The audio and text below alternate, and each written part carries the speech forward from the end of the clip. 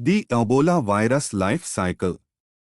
Transmission. Ebola virus is believed to be transmitted to humans through direct contact with the bodily fluids, such as blood, saliva, urine, and feces of infected animals, typically fruit bats, which are considered the natural hosts.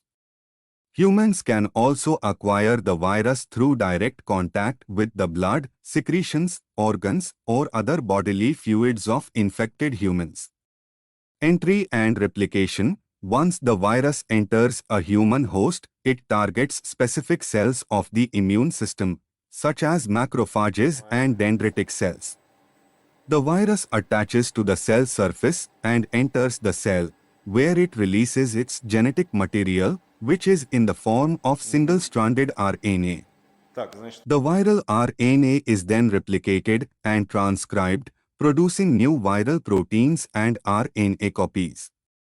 Systemic infection. As the infection progresses, the virus spreads throughout the body, targeting different organs and tissues, including the liver, spleen, adrenal glands, and lymph nodes.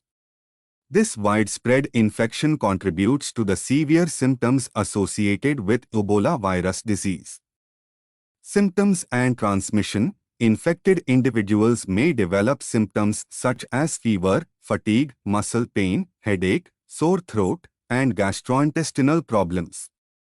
As the viral load increases, more severe symptoms can manifest, including hemorrhaging, organ failure, and, in many cases, death.